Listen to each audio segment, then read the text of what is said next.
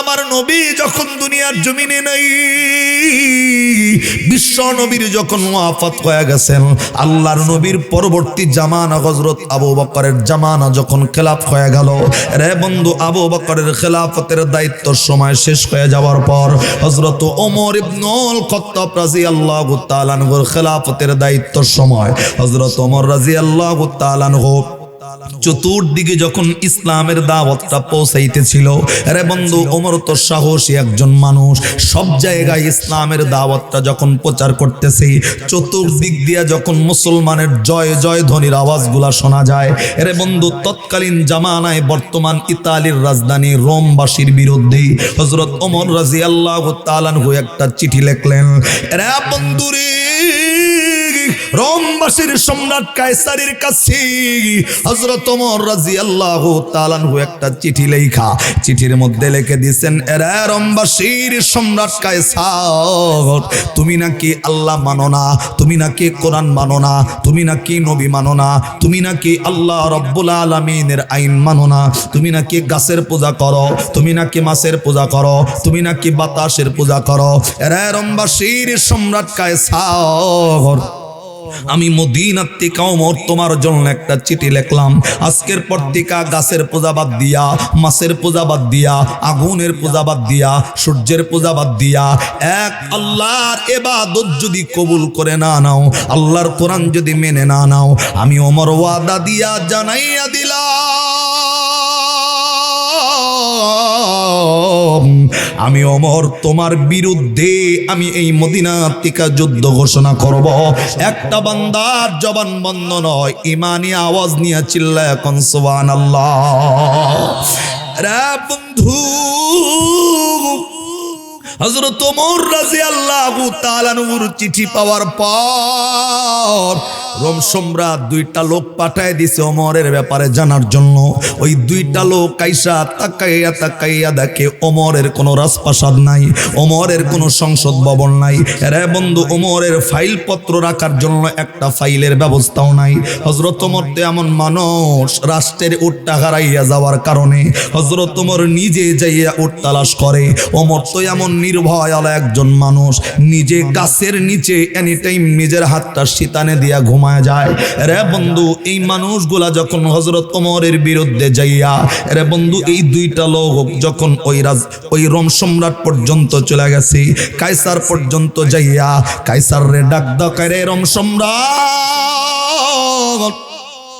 যেই ওমর আপনাকে এত বড় নোটিশটা পাঠাইছেন, যে ওমর আপনার সাথে যুদ্ধ করতে চায়, রে কায়সার আপনি জানেন না ওমর তো এমন মানুষ যে ওমরের অন্তরের মধ্যে বিন্দু পরিমাণ মৃত্যুর কোনো ভয় নাই, কোনো শত্রুর কোনো ভয় নাই, শত্রুর মোকাবেলার জন্য যিনি প্রস্তুতি নিয়ে বসে থাকি। ওমরের কোনো রাষ্ট্রপ্রাসাদ নাই, ওমরের কোনো সিংহাসন নাই, হযরত ওমরের সংসদ কোনো ভবন নাই, ওমরের কোনো ফাইল পত্র লাগে না। ভাঙ্গা একটা মসজিদে খেজুরের পাতার বেড়া দেওয়া, খেজুরের পাতার ছাদ একটা মসজিদের মেম্বরের মধ্যে বৈশা হযরত ওমর আপনার বিরুদ্ধে এই আইনটা পাস করছে, চিঠিটা লেখছে। রে সম্রাট শুনে নেন, শুনে নেন, এই ওমর সাধারণ ব্যক্তি নয়, আমি তো মুসলমানদের সম্পর্কে জেনে আসলাম। মুসলমানের অন্তরগুলা হলো এমন, একটা মুসলমান শত্রুকেও ভয় করে না, মৃত্যু কেউ ভয় করে না, তারা একমাত্র আল্লাহর উপর তাওয়াক্কুল করে, জবান বন্ধ নয়, আওয়াজ করে কন্যা সুবহানাল্লাহ। রে বন্ধু, রোম সম্রাট পর্যন্ত কথাটা বলার পর রোম সম্রাট খানিকটা অন্তরের মধ্যে ভয় পেয়ে গেছে। আরে একজন মানুষের অন্তরের মধ্যে যদি মৃত্যুর ভয় না থাকে, তার সাথে তো পারা যায় না। আপনি তো তখনই ভয় পাবেন যখন আমি আপনাকে ভয়টা দেখাইতে পারবো। আপনি যখন রুখে দাঁড়াবেন, আমি কিন্তু আপনাকে আর ভয় দেখাইতে পারবো না। রোম সম্রাট শক্তিশালী হইলেও ওমরের এই একটা ধামকিতে, হযরত ওমরের একটা কথায় রোম সম্রাটের অন্তরের মধ্যে ওমরের নামে একটা ভয় চলে আসলো। এরা বন্ধু, হযরত ওমর রাদিয়াল্লাহু তাআলা আনহু রে বন্ধু বারবার চিঠি পাঠানোর পরেও রিপ্লাই কোনো চিঠি আসে না। রে বন্ধু রোম সম্রাট কায়সার একটা চিঠির রিপ্লাইও দেয় না, উত্তর দেয় না। হযরত ওমর রাদিয়াল্লাহু তাআলা আনহু লাস্ট একটা চিঠি লিখছেন, রে রোম সম্রাট তুমি যদি চিঠির উত্তর না করো আমি মদিনা থেকে কিন্তু সৈন্য পাঠাবো তোমার জায়গায় যুদ্ধ করার জন্য। এই চিঠিটা পাওয়ার পরেও রোম সম্রাট কোনো অ্যান্সার করে না। এরা বন্ধু মুসলমান তো বীরের জাত, মুসলমান তো মৃত্যুকে ভয় করে না। আরে বন্ধু মুসলমান তো একমাত্র মালিকের তামান্না, মালিকের আশা, মালিকের জান্নাতের তামান্না অন্তরে লালন করে।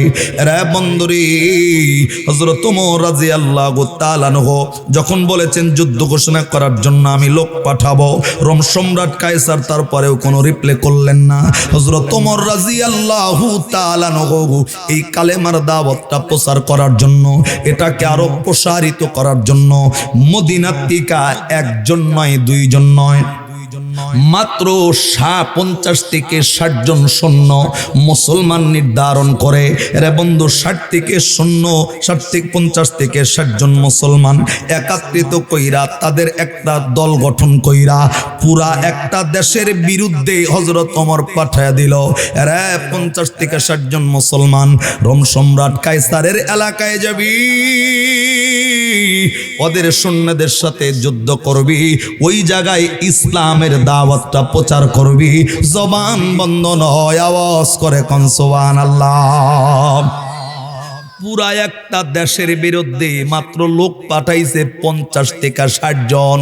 আরে বন্ধু যেই মানুষগুলা দাঁড়াইছে একজন মানুষের ভিতরে হীনমন্যতা নাই।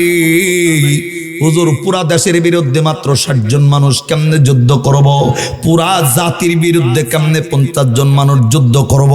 অন্তরের মধ্যে এই ভয়টা একজন মানুষের অন্তরের মধ্যেও নাই। কেন না আল্লাহ জানাইছেন ওয়ালা তাগিনু ওয়ালা তাহজানু ওয়া আনতুমুল আ'লাউনা ইন কুনতুম মুমিনিন। এরে মুসলমান ভয় পায়ো না, এরে মুসলমান দুঃখ পায়ো না, হকের উপর অটল থাকো, শেষ বিজয়টা তোমাদেরকে দান করবে কে? এরা বন্ধু যেই 50 থেকে 60 জন মুসলমান রোম সম্রাটের বিরুদ্ধে যুদ্ধ করার জন্য যখন রোমের দিকে পাঠানো হইল, প্রত্যেকটা মুসলমানের অন্তরের ভিতরে মালিকের উপর বড় তাওয়াক্কাল। আল্লাহ রাব্বুল আলামিন তাওয়াক্কাল করেনওয়ালা মানুষদের জন্য একটা পুরস্কারের ঘোষণা দিল।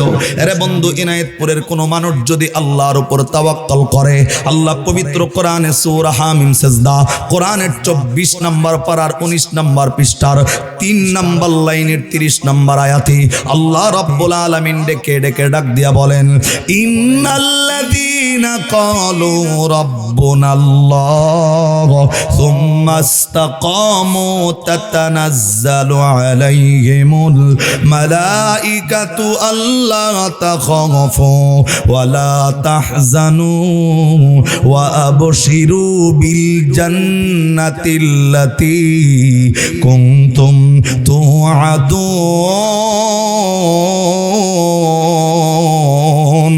আওয়াজ করে কন্যা আল্লাহু আকবার। যে আয়াত পড়ছি সূরা আলে ইমরানের 139 নম্বর আয়াত, আল্লাহ ডাক দেয় ওয়ালা তাহিনু ওয়ালা তাহজানু ওয়া আনতুমুল আ'লাউনা ইন কুনতুম মুমিনিন। আল্লাহ মানুষদেরকে ডাক দেয়, ওই মানুষ নিরাশ হইও না। ইমানদারকে আল্লাহ ডাক দেয় নিরাশ হইও না, দুঃখ পেও না। ইমানওয়ালা মানুষ যারা হকের উপর যারা অটল থাকবে আল্লাহ তাদেরকেই শেষ বিজয় দান করবে। সুবহানাল্লাহ কন্যা। আমরা যদি হকের উপর থাকি, কোরআনের পক্ষে থাকি, উলামায়ে কেরামের পক্ষে থাকি, এখন দুঃখ করেন না, কষ্ট পায়েন না, শেষ বিজয় আমাদেরকে দান করবেন কে? শেষ বিজয়ের নাম ফাদখুলি ফি ইবাদি ওয়াদখুলি। আমাদের তো পরীক্ষা দিতে হয় না, আমরা তো পরীক্ষা দেই না। আল্লাহর নবী পরীক্ষা দিয়া দান, নবীর দান মোবারক শহীদ করছে। আরে কথা কন না কেন? সাহাবায়ে কেরাম পরীক্ষা দিছে, সাহাবায়ে কেরামের জীবন বিলায় দিতে হয়েছে ইসলামের জন্য, এই কোরআনের জন্য, হকের উপর টিকে থাকার জন্য।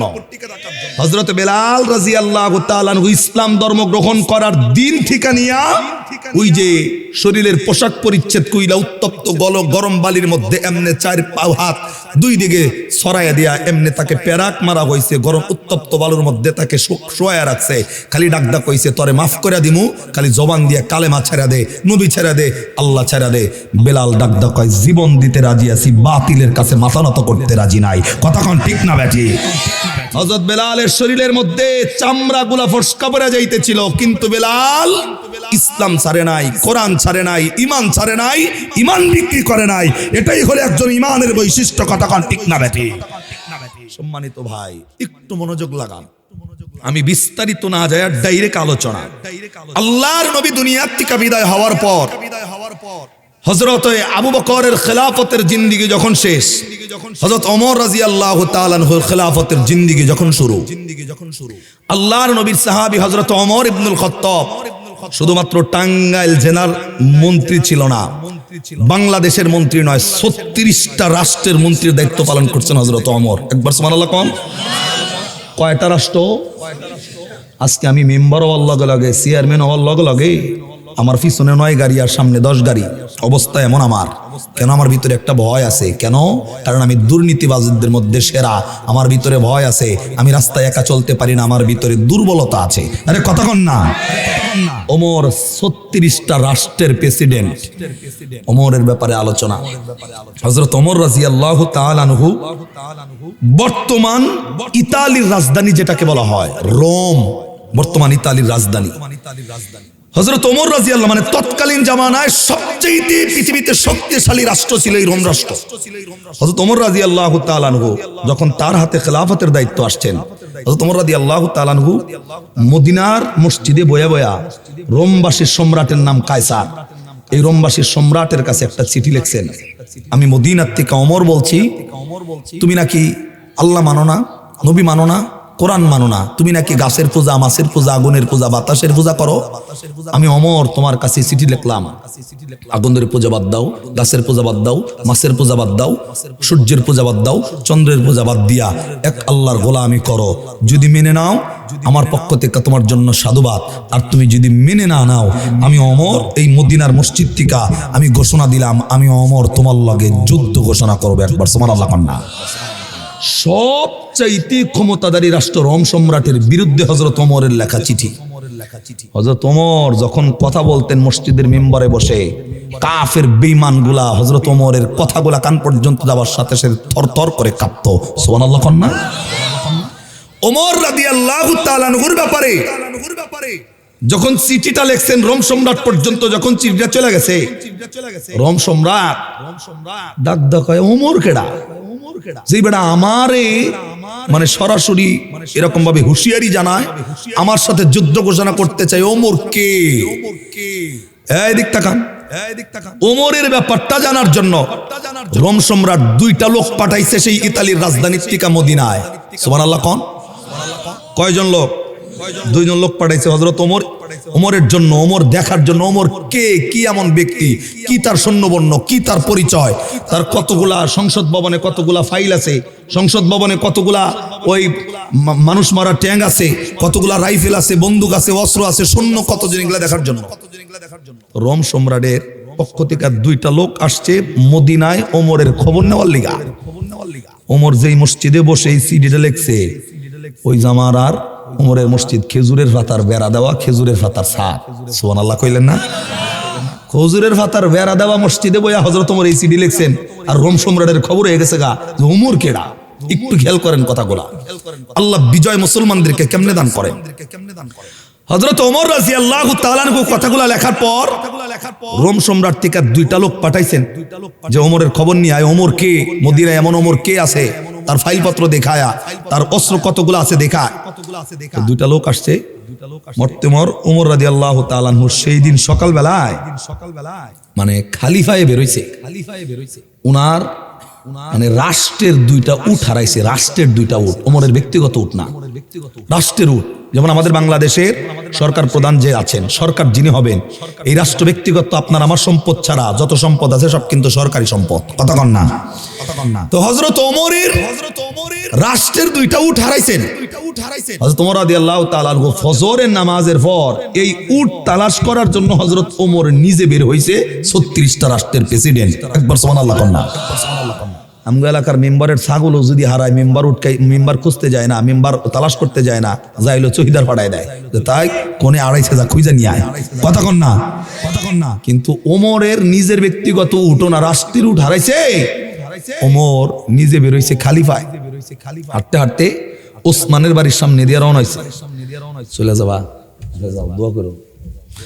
হযরত ওসমান রাদিয়াল্লাহু তাআলা আনহু হযরত ওমরের দিকে তাকায় দেখে যে ওমর বেরোইছে 36টা রাষ্ট্রের প্রেসিডেন্ট, পায়ে জুতা নাই, খালি। ওমরের ওসমানের বাড়ির সামনে দিয়ে যখন রওনা দিছেন, মুহূর্তের মধ্যে ওসমান ডাক দা কয়, ওমর এত সকালবেলা আপনি কই যাইতেছেন? ওমর ডাক দা কয়, আমার তো রাষ্ট্রের 2টা উট হারাইছে, উট 2টা তালাশ করানো লাগবো, খুঁজন লাগবো। ডাক দা কয়, আপনি তো জুতা তো পরেন নাই। কিছুক্ষণ পর যখন সূর্যোদয় হবে, এই মক্কার মদিনার বালিগুলা যখন গরম হবে, আপনি তো এটার মধ্যে হাঁটতে পারবেন না। ওমর আপনি 1 মিনিট দাঁড়ান, আমি আমার জুতাটা, আমি ওসমানের ব্যক্তিগত জুতাটা আপনাকে এনে দেই, আপনি জুতাটা পাই দিয়া তারপরে উটটা তালাশ করতে যান, আমার কোনো নিষেধ নাই।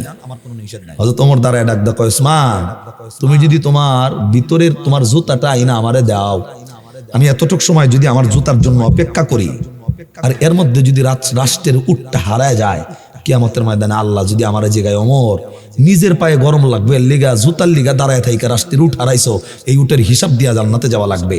হযরত ওমর ডাক দা কয়, আল্লাহ যদি আমার এই উটের হিসাব চাই, আমি ওমর এই রাষ্ট্রের উট হারানোর হিসাব আল্লাহর কাছে দিয়া, আল্লাহর আদালতে দাঁড়ায়া জবাবদিহি কইরা আমি ওমর জান্নাতের আশা করতে পারি না। সুবহানাল্লাহ। রাষ্ট্রপ্রধান কাকে বলা হয়? হযরত ওমর রাদিয়াল্লাহু তাআলা আনহু এই ওসমানের আনা জুতাটাও পরেন নাই, খালি পায়ে বেরোইছেন। দীর্ঘ সময় খোঁজাখুঁজির পর হযরত ওমর রাদিয়াল্লাহু তাআলা আনহু উটটা পাইছেন। উটটা পায়া ক্লান্ত হয়ে গেছেন, একেবারে অস্থির অবস্থায়। উটটা পায়া গাছের লগে উটটা বাঁধছে, উটটা বাইদা চিন্তা করছে, সকাল থেকে হাঁটতেছে উটের জন্য। হযরত ওমর ওই গাছের নিচেই, এই যে দেখবেন অনেক মানুষ যখন বালিশ না পায়, নিজের হাতটা কিন্তু মাথার নিচে দিয়ে এমনি ঘুমায়। কথা কন না। হযরত ওসমান রাদিয়াল্লাহু তাআলা আনহু 36টা রাষ্ট্রের প্রেসিডেন্ট, কেউ নাই সাথে, উট গাছের লগে বাইন্দা এই হযরত ওমর এমনি মাথা বালিশ বানায়া আস্তে করে গাছের নিচে শুয়ে পড়ছে, নিশ্চিন্ত ভাবে ঘুমায়াও গেছে গাছের নিচে। সুবহানাল্লাহ কন্যা। এইদিকে রোম সম্রাট থেকে লোক আইছে 2 জন। কয়জন? তাকে টার্গেট ওমরের সংসদ ভবন দেখতে চায়, ওমরের অস্ত্র শস্ত্র কত আছে এগুলা দেখতে চায়, ওমরের লোকজন কত আছে এগুলা দেখতে চায়, মানে ওমরের কত কি আছে সব তারা এখান থেকে দেখে রোম সম্রাটকে জানাবে। তো এই লোকগুলো আইসা খালি খুঁজতেছে মদিনার অলিতে গলিতে, সবাই রে খালি জিগায়। যেমন হুজুরে জিগাইছে, হুজুর ওমরের সংসদ ভবনটা কোন দিকে জানেননি? হুজুর ডাক দোকা, কি সংসদ ভবন তো চিনি নাই। সুবহানাল্লাহ না। সংসদ ভবন কারে কয় রে বেটা? কয় ওমর যেই জায়গায় বইয়া আইন পাশ করে, এই জায়গাটা কোন জায়গা? ওইটাই সংসদ ভবন। কয় ও আইন পাশ করার জায়গা খুঁজতেছে, ওই সামনে যায় দেখবেন একটা খেজুরের পাতার বেড়া দেওয়া একটা মসজিদ, খেজুরের পাতার ছাদ, একটা মেম্বার আছে ছোট, ওইটাই হলো ওমরের সংসদ ভবন। ওখান থেকে তোমার আইন পাশ করে। আরে জোরে কয় না রে ভাই। ওমর রাদিয়াল্লাহু তাআলা আনহুর এই কথা হইনে 2 পাবলিক পা করে রইছে, কি কয় এগুলা? খেজুরের পাতার বেড়া, খেজুরের পাতার ছাদ, এটা বলে সংসদ। আস্তে করে আইছে এই 2 লোক আয়া সংসদ ভবন ঘুরা ঘুরা দেখে যে একটা মেম্বার ছাড়া কিছু নাই। এদিক থেকে তাকাইলে ওইদিকে দেখা যায়, মানে এমন খেজুরের পাতার বেড়া দেওয়া। ডাক দিয়ে জিজ্ঞাসা, ভাই সংসদ ভবন তো পাইলাম, কিন্তু ওমর রে কি খুঁজা পাওয়া যাবে? হে কই আছে? ডাক দেখা, সকালে তো দেখছি উঠ খুঁজতে গেছে, উনি ঘুমাইছে কিনা কে জানে। সুবহানাল্লাহ কইবেন না? ডাক দেখা, এটা ওমর পর্যন্ত কি নিয়ে যাওয়া যাইবো? ডাক দেখা, ঠিক আছে আপনারা যাইতে গেলে আমার কোনো অসুবিধা নাই। তো একজন সাহাবী আগে আগে গেছে, এই রোম সম্রাটের 2 ব্যক্তি কাছে কাছে আস্তে আস্তে পিছে পিছে যাইয়া সেই উট বানছে যেই গাছের নিচে, এই গাছ পর্যন্ত যায় দেখে 36টা রাষ্ট্রের প্রেসিডেন্ট, রোমবাসীর সম্রাট কাইসার রে যেই বেটা ঠেট দিছে, এই বেটা কাঁপতাছে ওইখানে, এই গাছের নিচে হাত হেলান দিয়ে এমনি ঘুমাইছে। সুবহানাল্লাহ কন্যা। ওই মানে আকাশের সূর্যটা আস্তে করে ওই গাছের ফাঁক দিয়া সূর্যের আলো হযরত ওমরের শরীরে লাগছে, শরীর দিয়া ঘাম ঝরতেছে, এই ঘামগুলা জমিনের মধ্যে পড়তেছে। পাবলিক এই অবস্থা দেয়া কি এর লগে কি এর যুদ্ধ হইব? যুদ্ধটা করবো কার লগে? এবার দিকে উঠ রাহে হ্যাঁ, এটা তো বালিশই নাই, নাই কোনো সংসদ ভবন, নাই কোনো টেবিল, নাই কোনো ফাইল পত্র। এল্লাহকে যুদ্ধ করবার রোম সম্রাটের কায়সারের লেগে কাঁপতাছে, এটা কোনো কথা? সুবহানাল্লাহ কইবেন না? আল্লাহ সূরা আল ইমরানের 139 নম্বর আয়াতে ডাক দেখায়, ওয়ালা তাহিনু ওয়ালা তাহজানু ওয়া আনতুমুল আ'লাউনা ইন কুনতুম মুমিনিন। নিরাশ হইবা না, দুঃখ করবা না, হকের উপর অটল থাকো, বিজয় দান করবে কে? মনোযোগটা লাগান, যুদ্ধ কিন্তু হইব ওমরের লগে, একটু খেয়াল করে নেবা। আমার ভাইরা, আমার বন্ধুগণ, আজ থেকে ১,৫০০ বছর আগে আল্লাহ রাব্বুল আলামিন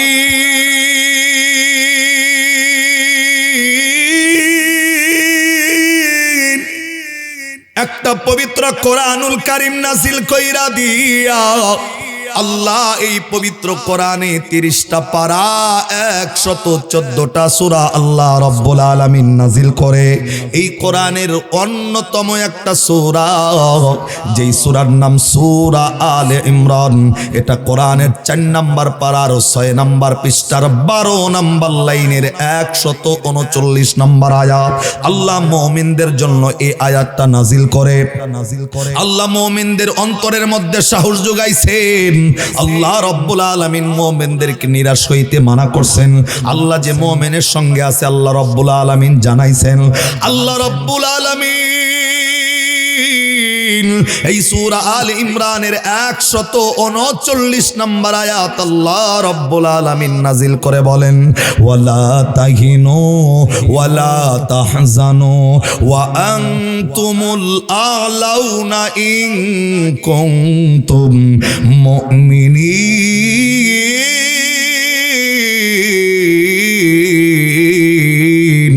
একটু আওয়াজ করে কন্যা আল্লাহু আকবার। আমার ভাইরা, আল্লাহ রাব্বুল আলামিন ডেকে ডেকে ডাক দেখায় মানুষ রে, মুমিন যারা, বিশ্বাসী যারা, তোমরা যতই বিপদ আসুক বান্দা নিরাশ হয়ে যাবা না। এই বান্দা অন্তরের মধ্যে দুঃখ লালন করবা না। আমি আল্লাহর উপর তাওয়াক্কুল রাখো, আমি আল্লাহর উপর ভরসা রাখো। আল্লাহ রাব্বুল আলামিন ডাক দেখায় শেষ বিজয়টা আমি আল্লাহ রাব্বুল আলামিন তোমাদেরকে দান করব। আরে বন্ধু, আপনার আমার নবী যখন দুনিয়ার জমিনে নাই, বিশ্ব নবীর যখন ওয়াফাত হয়ে গেছেন, আল্লাহর নবীর পরবর্তী জামানা হযরত আবু বকরের জামানা যখন খেলাফ হয়ে গেল, রে বন্ধু, আবু বকরের খেলাফতের দায়িত্ব সময় শেষ হয়ে যাওয়ার পর হযরত ওমর ইবনুল খাত্তাব রাদিয়াল্লাহু তাআলা আনহুর খেলাফতের দায়িত্ব সময় হযরত ওমর রাদিয়াল্লাহু তাআলা আনহু চতুর্দিকে যখন ইসলামের দাওয়াতটা পৌঁছাইতেছিল, আরে বন্ধু, ওমর তো সাহসী একজন মানুষ, সব জায়গায় ইসলামের দাওয়াতটা যখন প্রচার করতেছে, চতুর্দিক দিয়ে যখন মুসলমানের জয় জয় ধ্বনির আওয়াজগুলা শোনা যায়, আরে বন্ধু, তৎকালীন জামানায় বর্তমান ইতালির রাজধানী রোমবাসীর বিরুদ্ধে হযরত ওমর রাদিয়াল্লাহু তাআলা আনহু একটা চিঠি লিখলেন। আরে বন্ধু রে, রোমবাসীর সম্রাট কায়সারের কাছে হযরত ওমর রাদিয়াল্লাহু তাআলা আনহু একটা চিঠি লেখা, চিঠির মধ্যে লিখে দিয়েছেন, এরা রোমবাসীর সম্রাট কায়সার, তুমি নাকি আল্লাহ মানো না, তুমি নাকি কোরআন মানো না, তুমি নাকি নবী মানো না, তুমি নাকি আল্লাহ রাব্বুল আলামিনের আইন মানো না, তুমি নাকি গাছের পূজা করো, তুমি নাকি মাছের পূজা করো, তুমি নাকি বাতাসের পূজা করো। এরা রোমবাসীর সম্রাট কায়সার, আমি মদিনা থেকে ওমর তোমার জন্য একটা চিঠি লিখলাম। আজকের পর থেকে গাছের পূজা বাদ দিয়া, মাছের পূজা বাদ দিয়া, আগুনের পূজা বাদ দিয়া, সূর্যের পূজা বাদ দিয়া এক আল্লাহর ইবাদত যদি কবুল করে না নাও, আল্লাহর কোরআন যদি মেনে না নাও, আমি ওমর ওয়াদা দিয়া জানাইয়া দিলাম,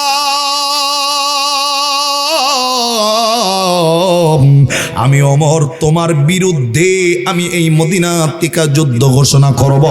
একটা বান্দার জবান বন্ধ নয়, ইমানি আওয়াজ নিয়ে চিল্লায় এখন সুবহানাল্লাহ। রে বন্ধু, হযরত ওমর রাদিয়াল্লাহু তাআলা আনহুর চিঠি পাওয়ার পর রোম সম্রাট দুইটা লোক পাঠায় দিছে ওমরের ব্যাপারে জানার জন্য।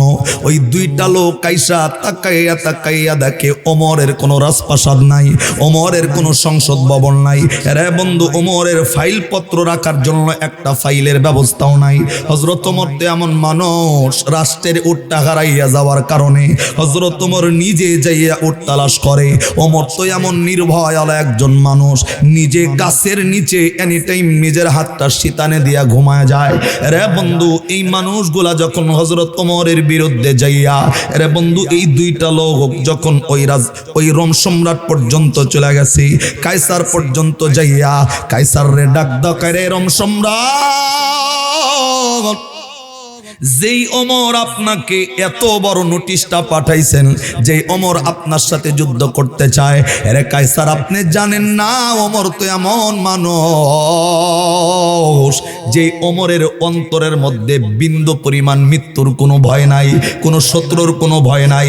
শত্রুর মোকাবেলার জন্য যিনি প্রস্তুতি নিয়ে বসে থাকি, ওমরের কোনো রাষ্ট্রপ্রাসাদ নাই, ওমরের কোনো সিংহাসন নাই, হযরত ওমরের সংসদ কোনো ভবন নাই, ওমরের কোনো ফাইল পত্র লাগে না। ভাঙ্গা একটা মসজিদে খেজুরের পাতার বেড়া দেওয়া, খেজুরের পাতার ছাদ একটা মসজিদের মেম্বরের মধ্যে বৈশা হযরত ওমর আপনার বিরুদ্ধে এই আইনটা পাশ করছে, চিঠিটা লেখছে। রে সম্রাট শুনে নেন, এই ওমর সাধারণ ব্যক্তি নয়। আমি তো মুসলমানদের সম্পর্কে জেনে আসলাম, মুসলমানের অন্তরগুলা হলো এমন, একটা মুসলমান শত্রুকেও ভয় করে না, মৃত্যুকেও ভয় করে না। তারা একমাত্র আল্লাহর উপর তাওয়াক্কুল করে, জবান বন্ধ নয়, আওয়াজ করে কন্যা সুবহানাল্লাহ। রে বন্ধু, রোম সম্রাট পর্যন্ত কথাটা বলার পর রোম সম্রাট খানিকটা অন্তরের মধ্যে ভয় পেয়ে গেছে। আরে একজন মানুষের অন্তরের মধ্যে যদি মৃত্যুর ভয় না থাকে, তার সাথে তো পারা যায় না। আপনি তো তখনই ভয় পাবেন যখন আমি আপনাকে ভয়টা দেখাইতে পারবো।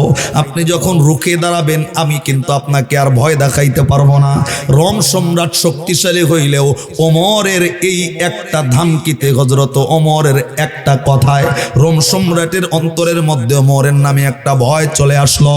এরা বন্ধু, হযরত ওমর রাদিয়াল্লাহু তাআলা আনহু, রে বন্ধু, বারবার চিঠি পাঠানোর পরেও রিপ্লে কোনো চিঠি আসে না। রে বন্ধু, রোম সম্রাট কায়সার একটা চিঠির রিপ্লেও দেয় না, উত্তর দেয় না। হযরত ওমর রাদিয়াল্লাহু তাআলা আনহু লাস্ট একটা চিঠি লিখছেন, রে রোম সম্রাট, তুমি যদি চিঠির উত্তর না করো, আমি মদিনা থেকে কিন্তু সৈন্য পাঠাবো তোমার জায়গায় যুদ্ধ করার জন্য। এই চিঠিটা পাওয়ার পরেও রোম সম্রাট কোনো অ্যান্সার করে না। এরা বন্ধু, মুসলমান তো বীরের জাত, মুসলমান তো মৃত্যুকে ভয় করে না। আরে বন্ধু, মুসলমান তো একমাত্র মালিকের তামান্না, মালিকের আশা, মালিকের জান্নাতের তামান্না অন্তরে লালন করে। আরে বন্ধুরে, হযরত ওমর রাদিয়াল্লাহু তাআলা আনহু যখন বলেছেন যুদ্ধ ঘোষণা করার জন্য আমি লোক পাঠাবো, রোম সম্রাট কায়সার তারপরেও কোনো রিপ্লে করলেন না।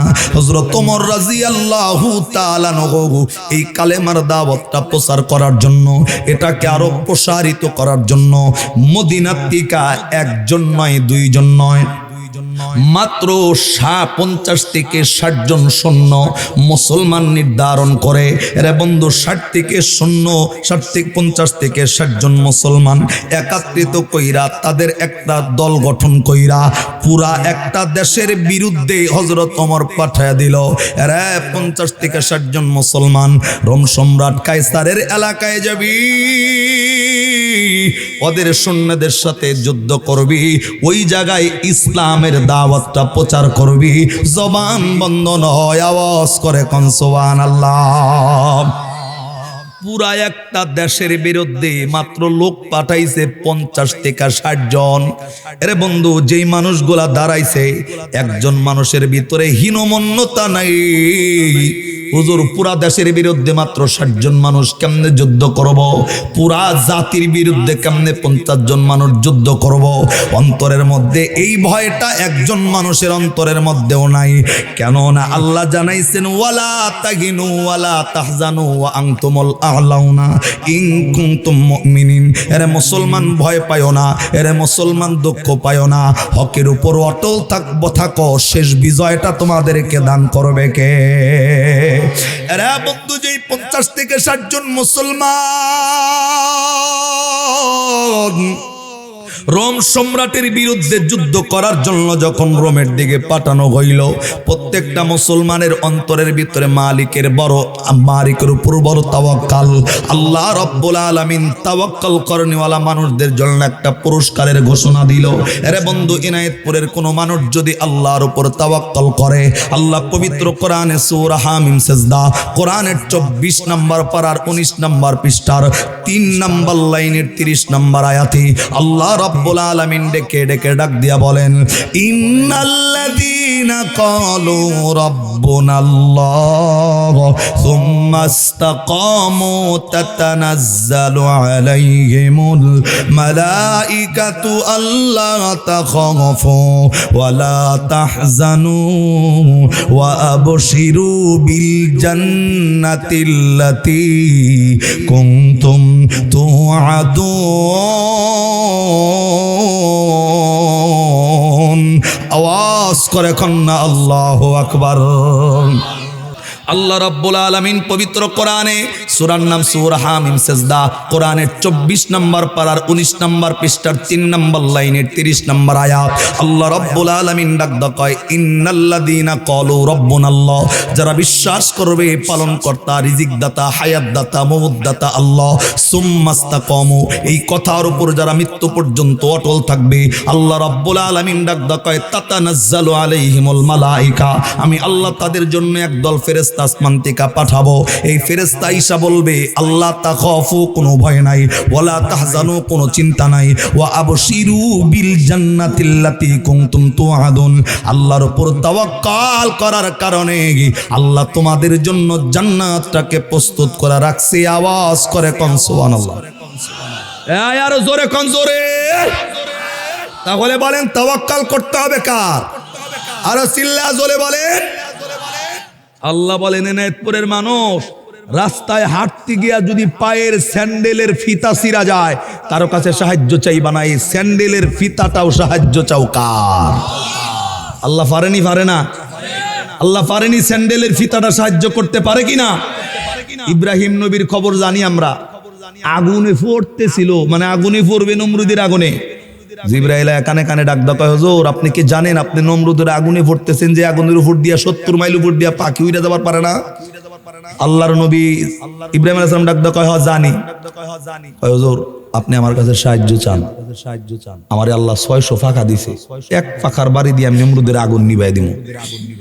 জিবরাইলের কথা শুনে ইব্রাহিম আলাইহিস সালাম ডাক কয়, who are you man? Who are you মানে কে তুমি? কয়, হুজুর চেনেন না, আমি জিবরাইল। তো জিবরাইল তো কি হইছে, কি কও? কয়, হুজুর সাহায্য করতে আইছি। কয়, তোমারে বানাইছে কেডা? কয়, আল্লাহ বানাইছে। কয়, তাহলে আমি নবী রে কে বানাইছে? কয়, আল্লাহই তো বানাইছে। সুবহানাল্লাহ কন্না। তোমারে আল্লাহ বানাইলো, আমারে আল্লাহ বানাইলো, তুমি সাহায্য করবা? কয়, এই জিবরাইল কও তো, আমি যে আগুনে পড়তেছি আমার আল্লাহ কি জানে? জিবরাইল ডাক কয়, হ আল্লাহ তো জানে। কয়, আল্লাহ যদি জানে যে আমি আগুনে পড়তেছি, আল্লাহ জানার পরও যদি আমার আগুনে ফেলা দিয়ে খুশি হয়, আল্লাহর খুশির জন্য একবার কেন 100 বার আগুনে পড়তে রাজি আছি, তারপরেও তুমি জিবরাইল কেন পৃথিবীর কোনো মাখলুকাতের কাছে সাহায্য চাইতে আমি নবী রাজি না। আরে জোরে কোন। জিবরাইল আমিন চলে গেছে আল্লাহর কাছে, আল্লাহ তোমার বন্ধু তো সাহায্য নেয় না। আল্লাহ ডাক আমি তোর আগে কইছি আমার বন্ধু সাহায্য নিব না।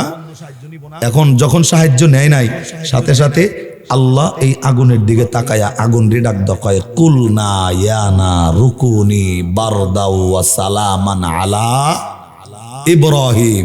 আলা, জোরে বলেন আলা। আগুন রে আল্লাহ ডাক কয়, আগুন বন্ধু যাইতাছে ভিতরে, বন্ধু সাবধান, এমন এমন ভাবে থাকবা আমার বন্ধুর শরীরের একটা লোমের যেন কোনো ক্ষতি না হয়। সুবহানাল্লাহ। রমজানের পরে কইেন, আজকে না কইলেও চলবো। আরে জোরে কর না গেলা। আগুন কথা শুনে কার?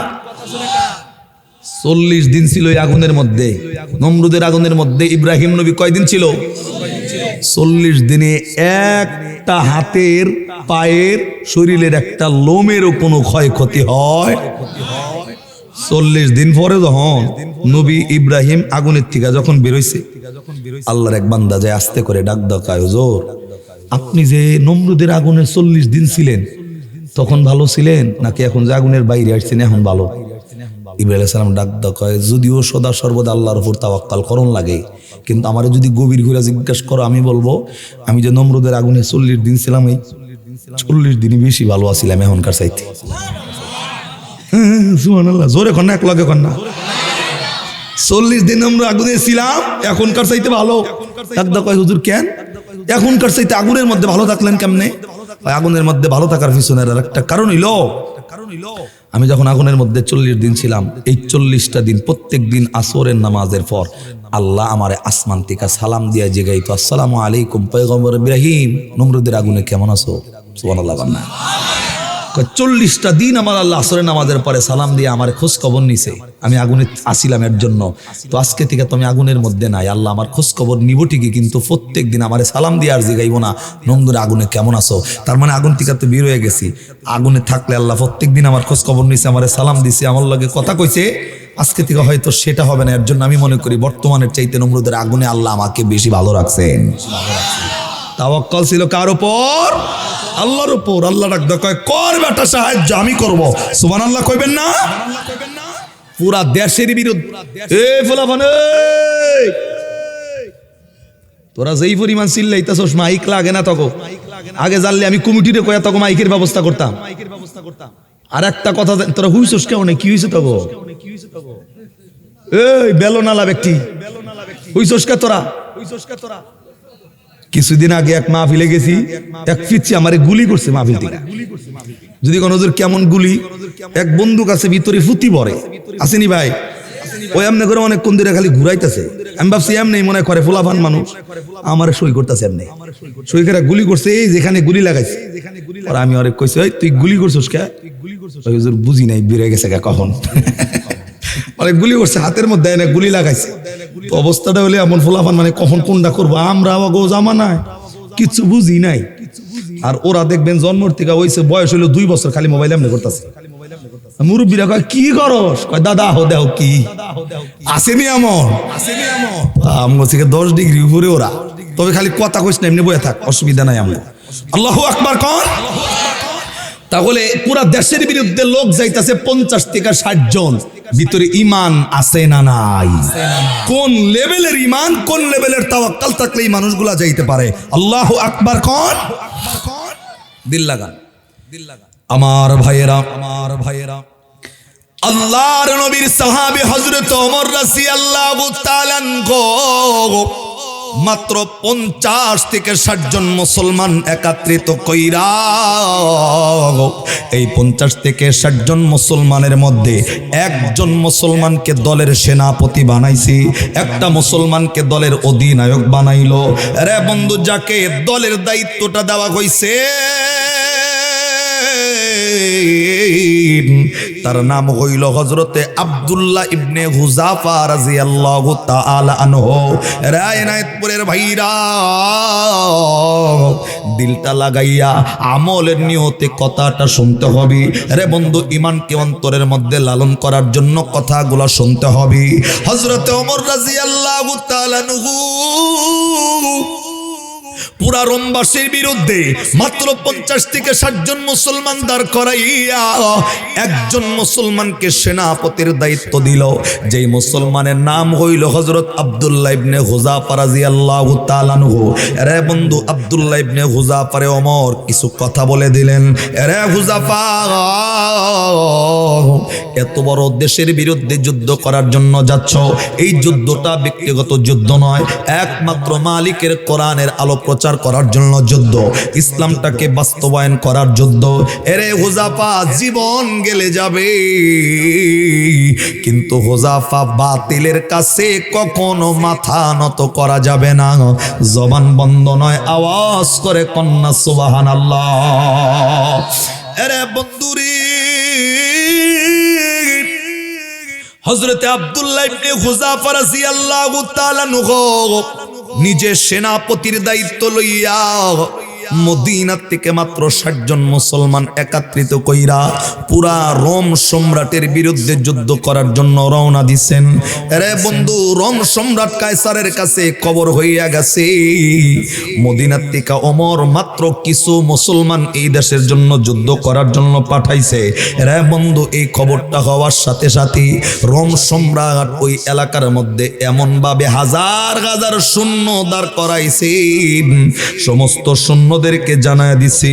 এরে বন্ধু, এমন ভাবে জানায় দিছি, এরে মানুষ, এরে আমার সৈন্যরা শুনে নাও, ওই যে মদিনা থেকে মাত্র 50 থেকে 60 জন মুসলমান যে আসতেছে, ওই মুসলমানগুলা এই রোম সম্রাটের এলাকায় যদি ঢোকে, একটা মুসলমান রে কোনো আঘাত করবা না।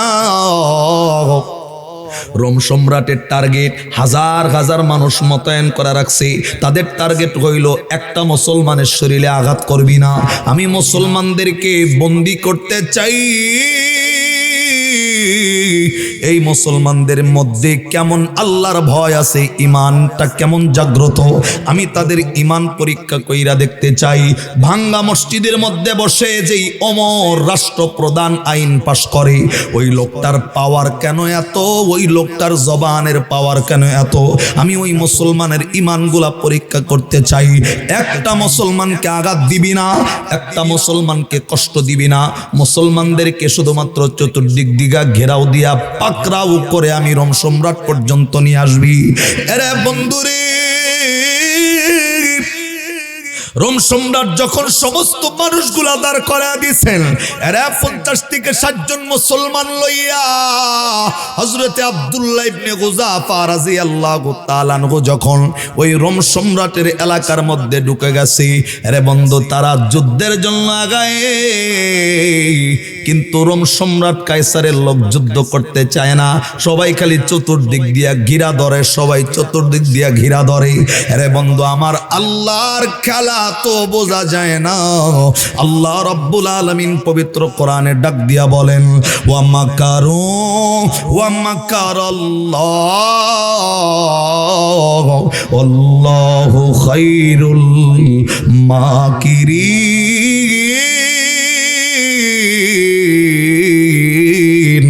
একটু আওয়াজ করে বলতে হবে আল্লাহু আকবার। আল্লাহ ডাক দেখায়, বান্দা আমি আল্লাহর খেলা তো বুঝতে পারবা না, আমি আল্লাহর খেলা বোঝার মতো ক্ষমতা সাধারণ মানুষের হবে না। এরে বন্ধু আমার, আল্লাহর খেলায় মুসলমান যারা যুদ্ধ করার জন্য গেছি, এরে বন্ধু যুদ্ধের কোনো আয়োজন নাই, কায়সারের টার্গেট হইল তাদেরকে বন্দি করা। এই মুসলমান 50 থেকে 60 জন মুসলমান একত্রিত হইয়া ওই রোম সম্রাটের সৈন্যদের কাছে তারা বন্দি হয়ে গেল। আরে বন্ধু, যুদ্ধ করার কোনো চান্স পাইল না, যুদ্ধের কোনো ব্যবস্থাই তারা রাখে নাই। এত বড় বিশাল দেশের সাথে যুদ্ধ করতে গেছে, হাজার হাজার সৈন্য মোতায়েন করা আছে, শুধুমাত্র তাদেরকে বন্দি করবা। আরে বন্ধুরে, হযরত ওমর রাদিয়াল্লাহু তাআলা আনহুর পাঠানো মানুষগুলা ওই জায়গায় যাইয়া পুরা দেশের মানুষের কাছে যখন বন্দী হয়ে গেছি, রে বন্ধু রোম সম্রাট কায়সারের কাছে ওই 50 থেকে 60 জন মুসলমানকে বন্দী করে যখন নিয়ে যাওয়া হলো, রে বন্ধু রোম সম্রাট ওই মানুষদেরকে একটা ঘরের মধ্যে বন্দী করলেন। রোম সম্রাট ওই এলাকার মানুষদেরকে, তার সৈন্যদেরকে ডাক দেয়, 50 থেকে 60 জন মুসলমান যে আসছে তাদের মধ্যে সেনাপতিকে, ওই তাদের মধ্যে কে সেনাপতির দায়িত্ব পালন করছি, ওই সেনাপতিটাকে আমার সামনে নিয়ে আসো। এরা বন্ধু রোম সম্রাটের এক সৈন্য যাইয়া ঘরের বন্দী মুসলমানদের মধ্যে ডাক দেয়, মুসলমান আমাদের রোম সম্রাটের একটা বার্তা হইল, তোমাদের মধ্যে সেনাপতির দায়িত্বটা কে পালন করছে তাকে ডাকছে, যাও না, চলো না, আমার সাথে চলো। আরে বন্ধু, আব্দুল্লাহ ইবনে হুযাফা রাদিয়াল্লাহু তাআলা আনহু তিনি হাঁটি ঘাটি পা পা করে ভিতরে সাহস নিয়া রে বন্ধু রোম সম্রাট পর্যন্ত যখন চলে গেল, রোম সম্রাটের কাছে যাওয়ার সাথে সাথে রোম সম্রাট আস্তে করে ডাক দেয়, রে আব্দুল্লাহ ইবনে হুযাফা, তুমি কি জানো তুমি এখন আমার হাতে বন্দী? আমি যদি চাই একটা হুকুমে এই মুহূর্তে 50 থেকে 60 জন মুসলমানের গলা কল্লা আলাদা হয়ে যাবে, মাথাগুলো আলাদা হয়ে যাবে। এত বড় রাষ্ট্রের সাথে মাত্র 50 জন মানুষ নিয়ে যুদ্ধ করার জন্য আসছো, অন্তরের মধ্যে কি ভয় লাগলো না? কায়সারের কথা শুই না আব্দুল্লাহ ইবনে হুযাফা ডাক করে, কায়সার, অন্তরের মধ্যে যদি ভয় থাকতো 50 জন মানুষ নিয়ে এই দেশের লগে যুদ্ধ করতে আসতাম না। আমরা তো দুনিয়ার জমিনের কাউরে ভয় পাই না, একমাত্র আল্লাহ ব্যতীত অন্য কাউকে ভয় করা আমাদেরকে শেখানো হয় নাই। জবান বন্ধ নয়, আর একবার কন্যা সুবহানাল্লাহ। রা বন্ধুরম সম্রাট কায়সার আব্দুল্লাহ ইবনে হুযাফারে ডাক দেয়, আব্দুল্লাহ রে, রে আব্দুল্লাহ ইবনে হুযাফা, তুমি তো মুসলমান, তুমি আল্লাহর গোলামি করো, তুমি আল্লাহর দাসত্ব করো, তুমি আল্লাহর ইবাদত করো, তুমি কোরআন মানো, কিন্তু এরে সম্রাট, এরে বন্ধু কায়সার আস্তে করে ডাক দেয়, আব্দুল্লাহ ইবনে হুযাফা, তুমি কিন্তু জানো আমি আল্লাহর ইবাদত করি না, আল্লাহর গোলামি করি না, আল্লাহকে সিজদা দেই না। আমি তো গাছের পূজা, মাছের পূজা, আগুনের পূজা, বাতাসের পূজায় লিপ্ত। আমি তো, তুমি তো মুসলমান, আমি তো খ্রিস্টান। রে আব্দুল্লাহ ইবনে হুযাফা, তুমি জানো তোমাদের 50 থেকে 60 জন মুসলমানের জীবন কিন্তু এখন আমার হাতে। এক হুকুমে তাদের কল্যাণ নেমে যাবে, এক হুকুমে তারা দুনিয়া থেকে ইন্তেকাল করবে। রে আব্দুল্লাহ শুনে নাও, রে আব্দুল্লাহ ইবনে হুযাফা, আমি তোমাদেরকে ছোট্ট একটা এই মুহূর্তে ছোট্ট একটা রাস্তা দেখায় দেব। এই রাস্তাটা অবলম্বন করলে তোমাদের জান ভিক্ষা দেওয়া হবে। আব্দুল্লাহ ইবনে হুযাফা এখনো পর্যন্ত কোনো কথা কয় না। রে বন্ধু রোম সম্রাট ডাক দাও, আমি তোমাকে একটা অফার করতে চাই, এই অফারটা যদি মেনে নাও তাহলে তোমারও কামিয়াবি, আমারও কামিয়াবি। আব্দুল্লাহ ইবনে হুযাফারে রোম সম্রাট ডাক দাও, আব্দুল্লাহ ইবনে হুযাফা, আমি তোমাকে একটা কথা মানার জন্য বলবো, একটা কথা যদি মানো আমি তোমাকে 3টা পুরস্কারে ধন্য করব। আব্দুল্লাহ ইবনে হুযাফা ডাক দেয়, কি কথা মানলে আপনি 3টা পুরস্কার দিবেন বলেন? এরে বন্ধু রোম সম্রাট কায়সার ডাক দেয়, রে আব্দুল্লাহ ইবনে হুযাফা, আমি তোমাকে বলবো, তুমি তো আল্লাহর ইবাদত করো, তুমি আল্লাহকে সিজদা দাও, তুমি আল্লাহ ছাড়া অন্য কারোর ইবাদত করো না, কিন্তু আমি তো খ্রিস্টান, তোমার জীবন যেহেতু আমার হাতে, আমি তোমাকে বলবো এই মুহূর্তে তুমি যদি তোমার আল্লাহর কালেমা ছেড়ে দিয়া আমি খ্রিস্টান ধর্মটা যদি গ্রহণ করতে পারো, আমি তোমাকে 3টা পুরস্কারে ধন্য করে দিব। আব্দুল্লাহ ইবনে হুযাফা এখনো জবান খুলে কোনো কথা কয় নাই। রে বন্ধু রোম সম্রাট কায়সার ডাক ডাকে আব্দুল্লাহ ইবনে হুযাফা, খালি মুসলমানের কালেমাটা ছাইরা, আল্লাহর কালেমাটা ছাইরা গোপনে খ্রিস্টান ধর্মটা যদি গ্রহণ করতে পারো 3টা পুরস্কার পাইবা। তার মধ্যে 1 নম্বরের পুরস্কার হইল, আমি রোম সম্রাটের যত সম্পদ আছে আমি আমার সম্পদের অর্ধেক সম্পদ আমি তোমার নামে লিখে দিব। এটা হলো 1 নম্বর পুরস্কার। রে বন্ধু 2 নম্বর পুরস্কার রোম সম্রাট অফার করতেছে, আমার অত্যন্ত সুন্দরী চেহারাওয়ালা একটা মেয়ে আছে। রে সম্রাট ডাক কয়, এরে আব্দুল্লাহ ইবনে হুযাফা, মুসলমানের কালেমা যদি ছেড়ে দাও তোমার জন্য 2 নম্বরের পুরস্কার হইল আমি আমার সুন্দরী কন্যাটাকে তোমার সাথে বিবাহ দেয়া দিব। 2 নম্বরের পুরস্কারের ঘোষণা দিবেন। 3 নম্বরের পুরস্কারের ঘোষণা হইল, রে আব্দুল্লাহ ইবনে হুযাফা, 3 নম্বর পুরস্কার হইল তুমি আমার মেয়েকে বিবাহ করবা এবং অর্ধেক সম্পদের মালিক থাকবা। 3 নম্বর পুরস্কার, আমি রোম সম্রাট যেই দিন মারা যাব আমি দলিল করে দিয়া যাব মৃত্যুর আগে আমার যত সম্পদ আছে আমার সব সম্পদগুলো আমার মৃত্যুর পরে তুমি ভক্ষণ করবা। রে আব্দুল্লাহ ইবনে হুযাফা, বলো না তুমি খালি কালেমাটা ছাইরা দাও, যদি খ্রিস্টান ধর্মটা গ্রহণ কর আমি অফারটা তোমার জন্য চালু করব। রে বন্ধু, কথাটা বলার সাথে সাথে আব্দুল্লাহ ইবনে হুযাফার দীর্ঘ সময় জবান বন্ধ ছিল। যখনই বলছে কালেমাটা ছেড়ে দিয়া খ্রিস্টান ধর্ম গ্রহণ করতে হবে, আব্দুল্লাহ ইবনে হুযাফা চক্ষুটা গরম বানাইয়া বড় বড় কইরা রোম সম্রাটের ডাক দেখায়, রে রোম সম্রাটের কুকুর, তুই কি ভাবতেছ 50 থেকে 60 জন মুসলমান নিয়ে তোমার দেশে যুদ্ধ করতে আসছি দেখা তুমি আমাকে লোভ দেখাই আমার ঈমান ক্রয় করবা, তুমি আমার মেয়ের অফার দিয়ে তুমি আমার ঈমান নষ্ট করবা? এরে না না না না না না না, আমি আব্দুল্লাহ ইবনে হুযাফা জীবন দিতে রাজি, কিন্তু মালিকের কালেমা একটা সেকেন্ডের জন্য ছাড়তে রাজি নাই। জবান বন্ধ নয় আর একবার কন্যা সুবহানাল্লাহ। আরে বন্ধু, ঈমানটা কেমন, অন্তরের মধ্যে কেমন ঈমানি পাওয়ার, এত বড় একটা রাষ্ট্রের অর্ধেক সম্পদের মালিক বানায় দেবে তারপরেও কালেমা ছাড়তে রাজি নাই। রে বন্ধু, এত সুন্দরী একটা কন্যা বিবাহ দিবে কালেমা ছাড়তে রাজি নাই। মৃত্যু পরবর্তীতে পুরা দেশের নায়ক বানায় দিবে তারপরেও কালেমা ছাড়তে রাজি নাই। কিন্তু আফসোসের বিষয় হইল বাংলাদেশে কিছু জায়গা আছে খ্রিস্টান মিশনারি, রে বন্ধু, তারা আমাদের বাংলাদেশের বিভিন্ন গ্রামগঞ্জে বিভিন্ন অলিতে গলিতে যাইয়া মানুষদেরকে মুসলমানদেরকে লোভ দেখায়া লালসা দেখায় তাদের ঈমানকে ক্রয় করে নেয়।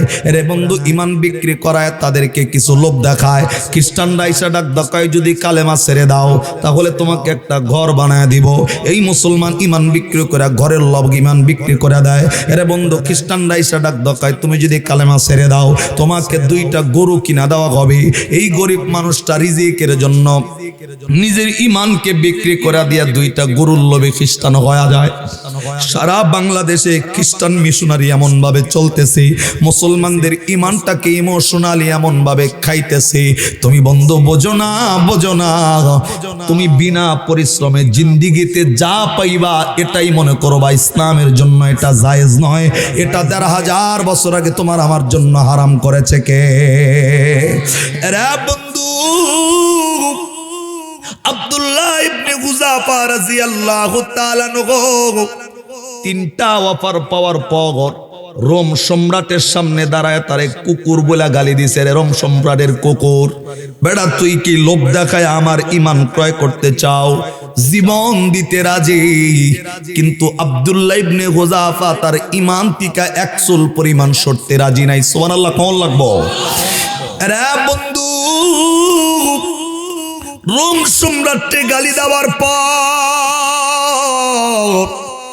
যখন বলছে ঠিক আছে তোর জীবনের যেহেতু কোনো ভয় নাই, আজকের পর থেকে তোরা জীবন দেওয়ার জন্য প্রস্তুতি গ্রহণ কর।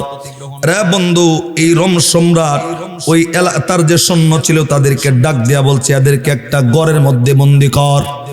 এই লোকগুলার এমন ভাবে বন্দি করবি এই লোকগুলার ঘরের মধ্যে 1 ফোঁটা পানিও যেন দেওয়া না হয়, একটা খাদ্য যেন দেওয়া না হয়। আমি দেখতে চাই তাদের ঈমানটা কতক্ষণ পর্যন্ত মজবুত থাকে।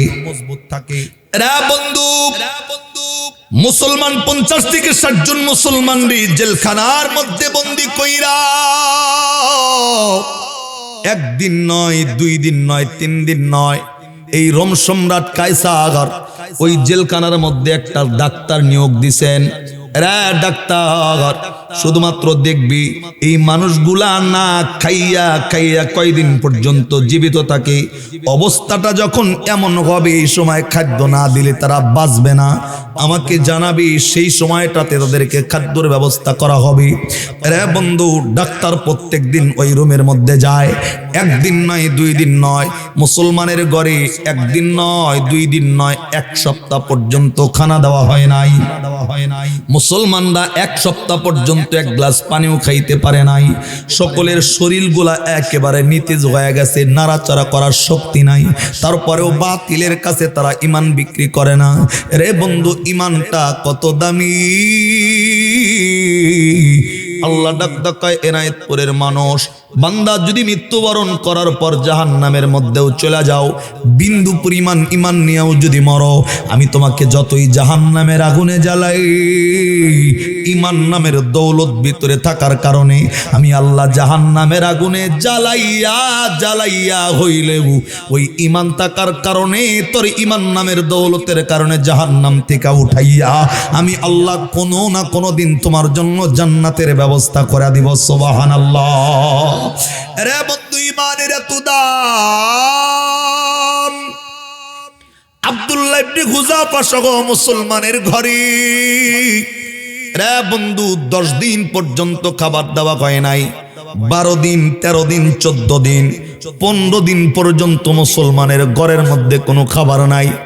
রে বন্ধু, কলিজায় লাগার মতন কথা, 15 দিন পর্যন্ত শুধুমাত্র ঈমানটাকে অটল থাকার জন্য 15 দিন তাদের ঘরে কোনো খাবার নাই।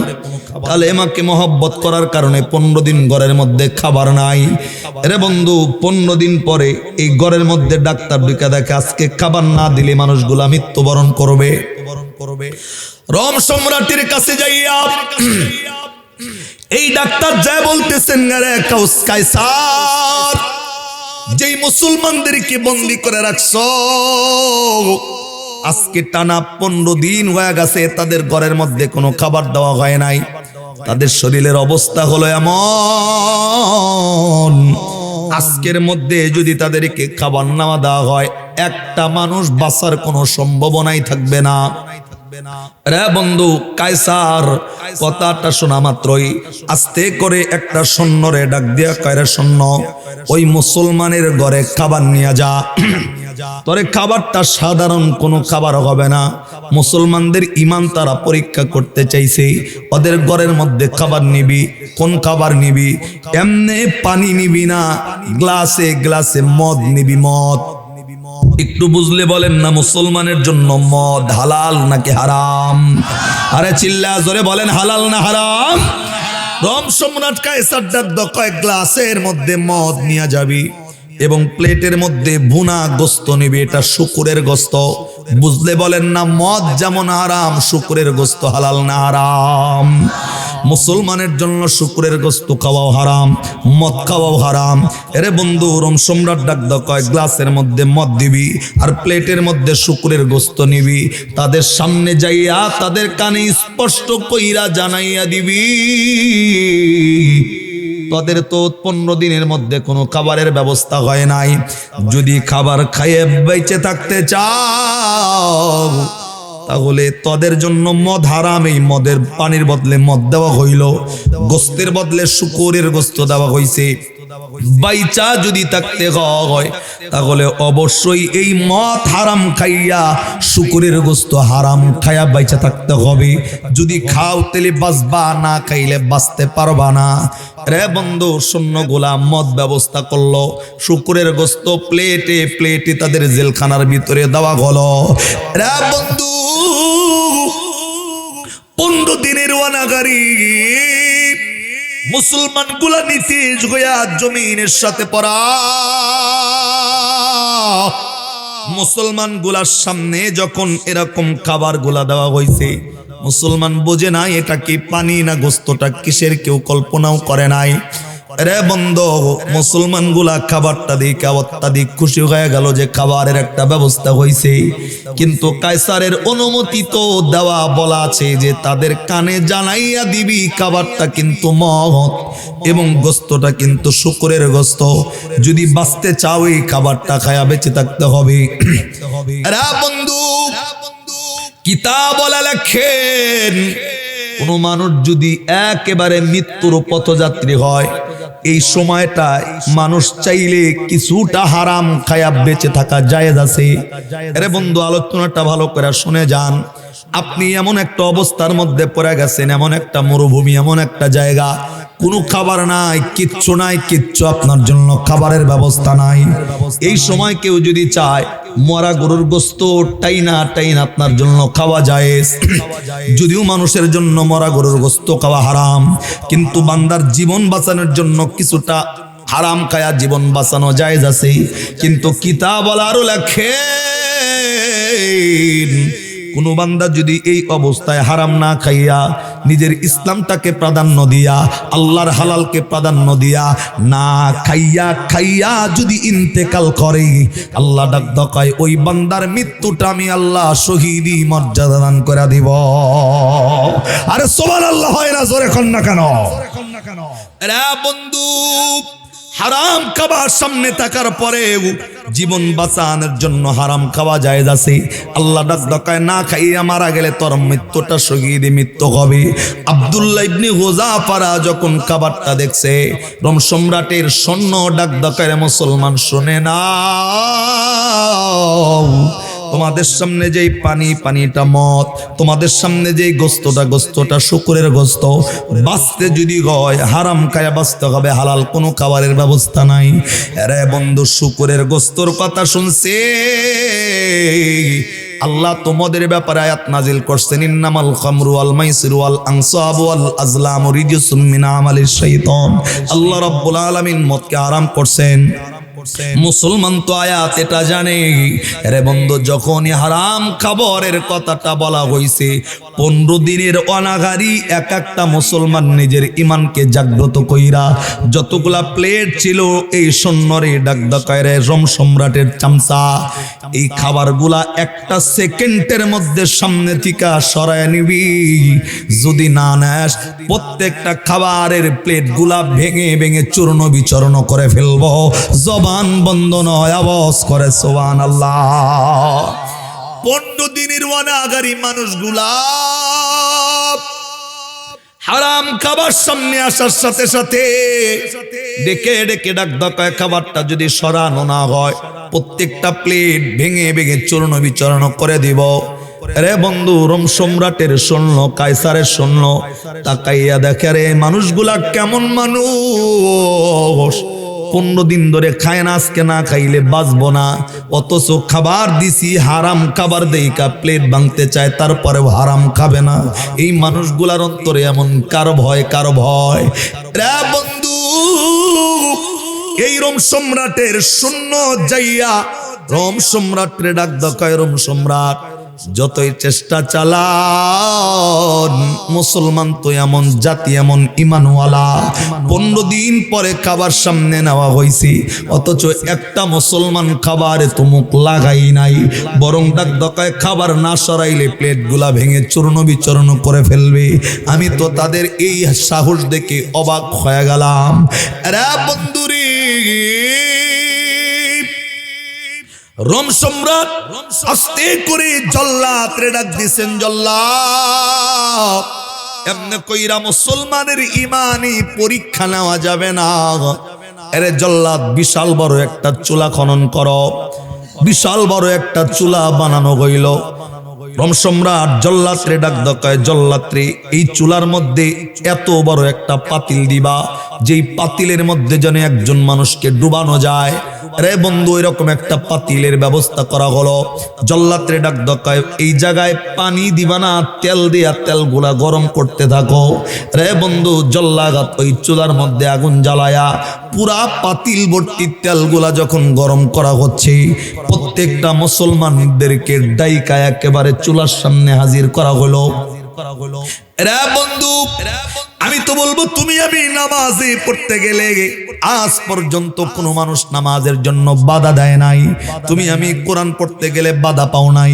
তুমি আমি আজান দিতে গেলে কোনো বাধার সম্মুখীন হই নাই। কিন্তু বন্ধু, তোমার আমার পয়গম্বর এরকম একটা দিন পার করছে, নবী জমিনের সেজদা পইরা গেলে কাফেররা নবীর সেজদা পর্যন্ত দিতে দেয় নাই। নবীর এই গাড়ের উপরে উটের মরা নারী বুড়িগুলা চাপায়া দেওয়া হয়েছে। এরা বন্ধুরে, মুসলমানদেরকে সবাইকে একত্রিত যখন চুলার সামনে দাঁড় করানো হইল, রে বন্ধু চুলার সামনে দাঁড়ানোর পর মুসলমানদেরকে ডাক ডাকায়, রে মুসলমান এখনো তোদের সময় আছে,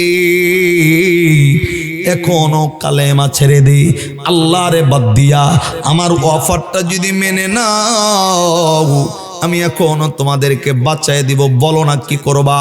মুসলমানগুলা একটাও কথা বলে না। আব্দুল্লাহ ইবনে হুযাফা ডাক দকারে, সম্রাট মৃত্যুর ভয় দেখায় লাভ নাই, যেই দিন টিকা ইসলামটা অন্তরে লালন করছি সেই দিন টিকা আল্লাহ ব্যতীত পৃথিবীর জমিনের আর কোনো কিছুকে ভয় করি না। জবান বন্ধ নয়, আর একবার কন্যা সুবহানাল্লাহ। আরে বন্ধু,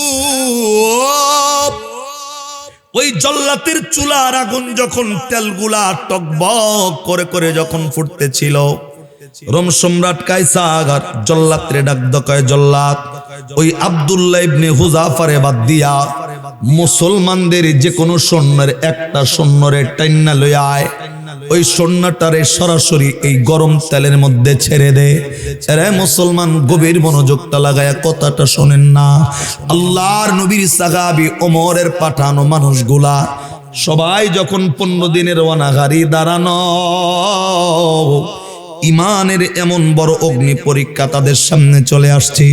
50 থেকে 60 জন মুসলমানদের ভিতর থেকে একটা মুসলমানকে টেনে গেছে যখন ওই চুলার পারে নেওয়া হলো। রোম সম্রাট হুকুমের মাধ্যমে একটা মুসলমানকে যখন ওই চুলার উত্তপ্ত গরম তেলের মধ্যে ছাড়া হয়েছে, রে বন্ধু কিতাব লেখেন, মা বোনেরা যেমন তেল গরম কইরা মাছটা যখন ওই গরম তেলের মধ্যে ছেড়ে দেয়, মাছটা যেমন এমনি কালা ভাজি হয়ে যায়। আল্লাহর গোলাম ইমান নামের দৌলতের উপর অটল থাকার কারণে এই মুসলমানটারে আস্তে করে টান দিয়া যখন গরম তেলের মধ্যে ছেড়ে দেওয়া হয়েছে, এরে বন্ধু মুসলমানের শরীরটা ভাজা মাছের মতো সাথে সাথে একবারে কালো হইয়া, এরে বন্ধু আল্লাহর একজন গোলাম ওই রোম সম্রাটের ওই পাতিলের মধ্যে শাহাদত বরণ করলো। এরে বন্ধু সব মুসলমান গুলা তোবা কয়া তাকানো, একজন মুসলমানের শাহাদত বরণ করানোর পর রোম সম্রাট মনে করছে এইবার হয়তো আব্দুল্লাহ ইবনে হুযাফারে যদি জানানো হয় তাহলে হয়তো তার অন্তরের মধ্যে মৃত্যুটা দেখা ভয় আসতে পারে। রে বন্ধু এইবার আব্দুল্লাহ ইবনে হুযাফারে আস্তে করে রোম সম্রাট কায়সার ডাক ডাকায়, রে রে আব্দুল্লাহ ইবনে হুযাফা, তোমার জন্য যেই অফারটা আমি চালু করছিলাম, কালেমা ছাইরা দিলে আমি আমার অর্ধেক সম্পদ দিব, কালেমা ছেড়ে দিলে আমি আমার মেয়েকে তোমার লগে বিবাহ দিব, কালেমা ছাইরা খ্রিস্টান ধর্ম গ্রহণ করলে আমি আমার বাকি সম্পদের মালিক তোমারে বানায় দিব। আমি কিন্তু এই অফারটা টিকা এখনো দূরে চলে যাই নাই, এখনো সময় আছে, বলো না বলো না, কালেমাটা যদি ছেড়ে দাও তাহলে আমি এখন এই অফারটা তোমাকে দিব। রে বন্ধু আব্দুল্লাহ ইবনে হুযাফা সাথে সাথে রোম সম্রাট ডাক ডাকারে, কায়সার তুমি ভাবতেছো একটা মুসলমান রে গরম তেলের মধ্যে ছেড়ে দিছো, আর প্রত্যেকটা মুসলমান মনে হয় ভয় পেয়ে গেছে। আরে আব্দুল্লাহ ইবনে হুযাফা মুসলমান বীরের জাতি, ভয় পাওয়ার জাতি না। মুসলমানের শাহাদত বরণ হয়েছে ঠিকই, কিন্তু আমি আব্দুল্লাহ ইবনে হুযাফা কালেমা থেকে এক চুল পরিমাণ এখন নড়তে রাজি নাই, বাতিলের কাছে মাথা নত করতে রাজি নাই। কন্যা সুবহানাল্লাহ। আরে বন্ধুরে, রোম সম্রাট আস্তে করে আব্দুল্লাহ ইবনে হুযাফার কথা শুইনা রোম সম্রাট এইবার জল্লাদরে হুকুম দিছে, জল্লাদ অন্য কোন মুসলমান রে আগুনের মধ্যে ফেলবি না, তেলের মধ্যে ছেড়ে দিবি না। এই যে মুসলমানের যিনি সর্দার আছে, এই আব্দুল্লাহ ইবনে হুযাফারের টাইনা গরম তেলের মধ্যে নিক্ষেপ কর। এরা বন্ধু মুসলমানের 50 থেকে 60 জন মুসলমানের সেনাপতি যিনি, পান্ডা ডাক দেখে আল্লাহ পরীক্ষায় যতই ফেলো, আল্লাহ পরীক্ষা থেকে কিন্তু পিছপা হব না। রে বন্ধু আল্লাহ পবিত্র কোরআনে বান্দাদেরকে ডাক দিয়া বলেন, ওয়ালা নাবুলু আন্নাকুম বিশাইইম মিনাল খাউফি ওয়াল জু'i ওয়া নাকসিম মিনাল আমওয়াল ওয়াল আনফুসি ওয়াস সামারাত ওয়া বাশশিরিস সাবিরিন।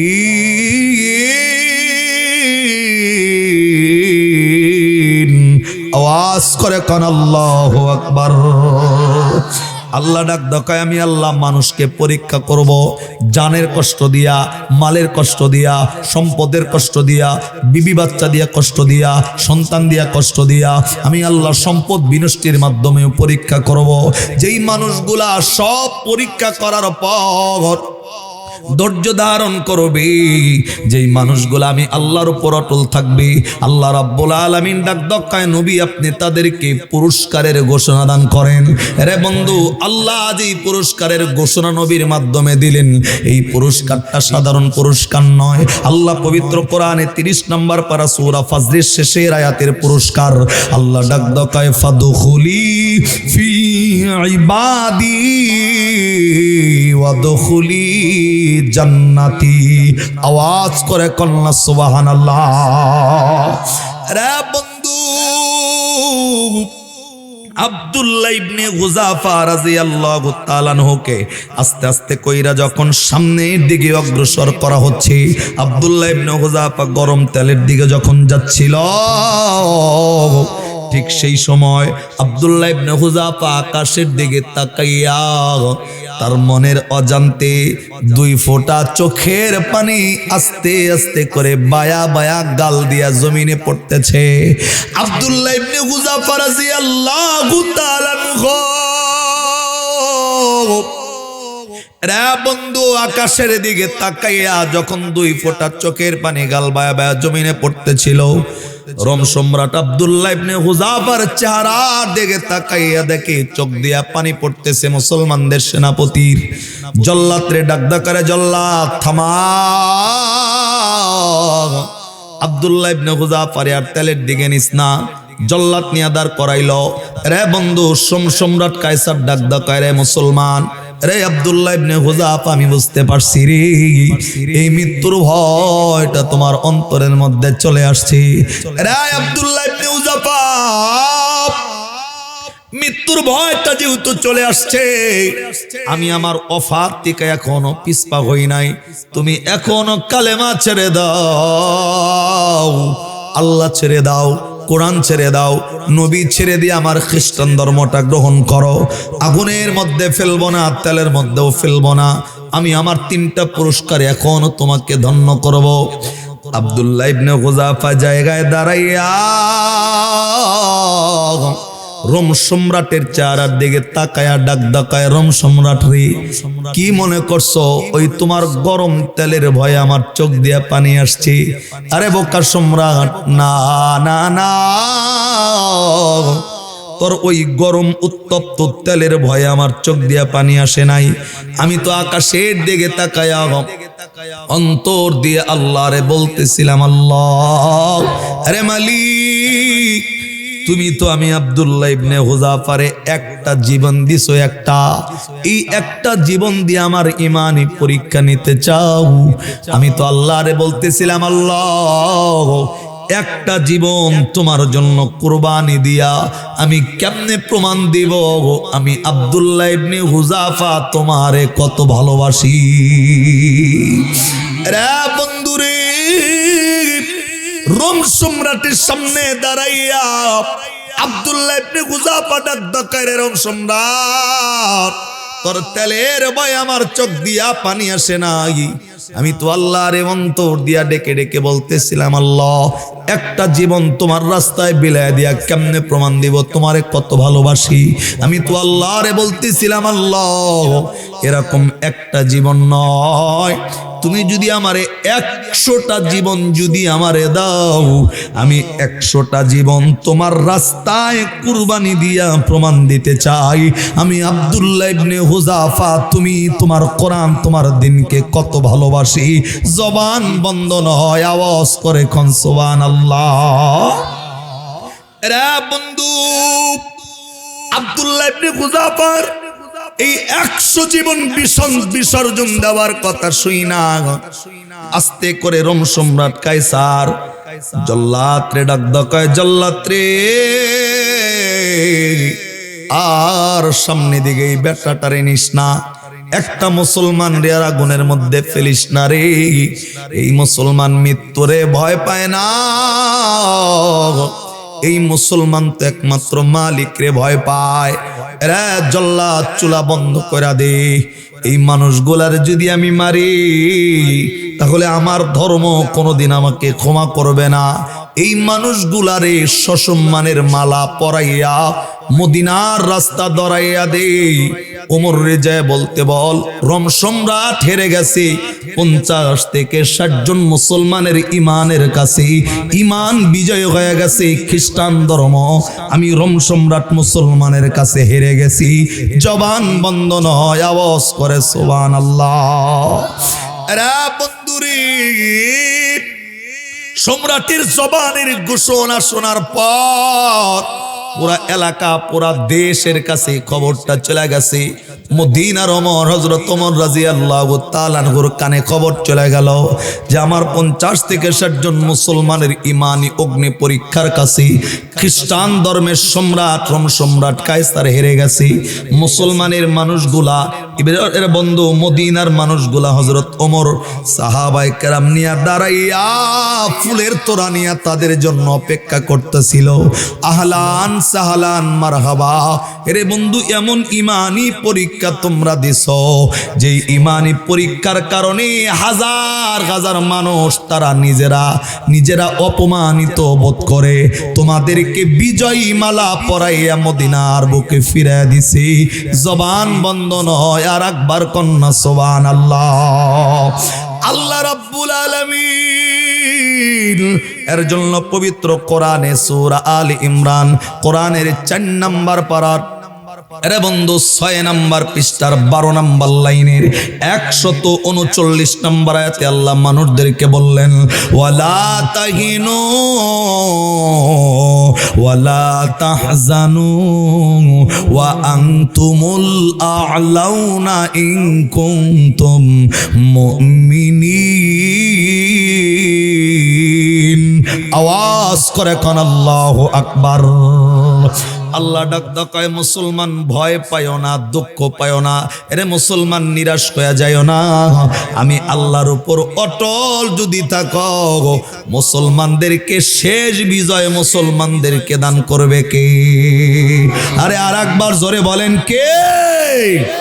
তার মানে আজকের পর থেকে ওয়াদা নিব, এরে বন্ধু বান্দা পৃথিবীর জমিনে যত অফার আসুক না কেন, যত সুবর্ণ সুযোগ আসুক না কেন, মুসলমান যারা মৃত্যু ব্যতীত আল্লাহ ব্যতীত কাউরে ভয় করতে পারে না, মুসলমান যারা বাতিলের কাছে মাথা নত করতে পারে না, মুসলমান বিপদে পড়লেও অন্য কারো কাছে সাহায্য চায় না, বুঝলে বলেন না এই মুসলমান বিপদে পড়লেও একমাত্র সাহায্য চায় কার?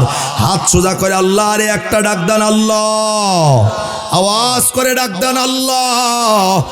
আল্লাহ যেই মুসলমানদের দীপ্ত ইমানের কারণে বাতিলরা নিজেকে পরাজিত মনে করে মুসলমানদের গলার মধ্যে বিজয়ের মালা পরায়া দিছে, আল্লাহ এই আয়াতের আলোচনা শুনে আজকের পত্রিকা ওয়াদাবদ্ধ হলাম, আল্লাহ প্রতিজ্ঞাবদ্ধ হলাম, আল্লাহ তোমার রাস্তায় জীবন গেলে যাবে, একবার নয় 100 বার জীবন দিতে রাজি, কিন্তু বাতিলের কাছে মুসলমান কখনো মাথা নত করতে রাজি নাই। আল্লাহ এরকম ইমান সাহাবায়ে কেরামের মতো ইমান আমাদের প্রত্যেকটা মানুষের অন্তরের মধ্যে তুমি দান করে দাও। একটা বান্দার জবান বন্ধ নয়, চিল্লায় বলেন আমিন।